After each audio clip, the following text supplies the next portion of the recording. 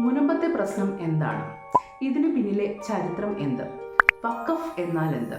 കോടതിയും സർക്കാരും ഇടപെട്ട നിയമപരമായ ഈ കേസിനെ നിയമപരമായി മാത്രം പരിഹരിക്കാവുന്ന ഈ പ്രശ്നത്തെ വർഗീയവൽക്കരിക്കുന്നത് ആര്? ഇതിലെ രാഷ്ട്രീയം എന്താണ്? നമസ്കാരം, മറ്റൊരു വീഡിയോയിലേക്ക് സ്വാഗതം. സബ്സ്ക്രൈബ് ചെയ്യാൻ മറക്കരുത്. കൊച്ചിയിലെ വൈപ്പിൻ ദ്വീപിൻ്റെ വടക്കേ അറ്റത്തെ തീരദേശ പ്രദേശമാണ് മുനമ്പം.